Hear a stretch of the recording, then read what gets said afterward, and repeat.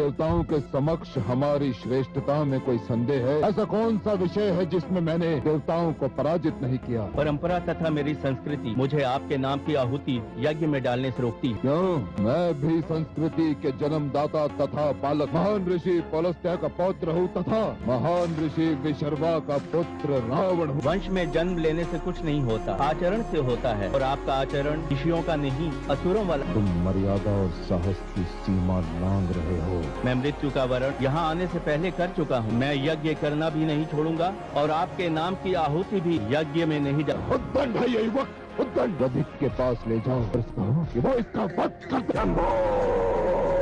परशुराम, लंकापति रावण की राजसभा में तुम्हारा स्वागत है। मैं तो आपको अपने गुरु भगवान शिव शंभो का महान भक्त समझकर यहाँ आया था। उनका ये पिनाकिन धनुष आपको देने के लिए। तो दीजिए, खुद से बड़ा और योग्य पात्र इस संसार में कोई हो ही नहीं सकता। नहीं लंकापति रावण, एक महान शिव भक्त होना और बात, एक प्रजावत्सल राजा होना और बात। आप एक न्याय प्रिय राजा नहीं है लंकेश, और इसलिए अपने गुरु का ये महान शिव धनुष मैं आपको कदापि नहीं दे सकता। अपने गुरु की आज्ञा से मैंने आप पर एक उपकार किया था। हो सके तो उसी गुरु के नाम पर एक उपकार आप मुझ पर कीजिए। ये युवक मुझे दे दीजिए। आपने मुझ पर बहुत बड़ा उपकार किया था। एक कायर के कारागार से मुक्ति दिलाई थी। इतने बड़े उपकार के बदले में इतना तुच्छ उपहार? एक मानव, एक ऋषि के जीवन का उपहार? जीवन तुच्छ नहीं होता लंकेश। मानव जीवन इस धरती को ईश्वर का सर्वोत्तम उपहार है। तो ठीक है परशुराम, मैं आपकी मांग स्वीकार करता हूँ और इसे जीवन दान देता हूँ। धन्यवाद लंकेश, अब जाने की अनुमति दीजिए। नहीं परशुराम, जो अतिथि सत्कार का कुछ अवसर तो दीजिए। यहाँ और अधिक ठहरना आपके और मेरे मध्य मतभेदों को जन्म देने के समान है। मैं भली भांति जानता हूँ लंकेश कि मैं अपनी संस्कृति नहीं छोड़ सकता और ना ही आप अपनी असुर संस्कृति को त्याग सकते हैं।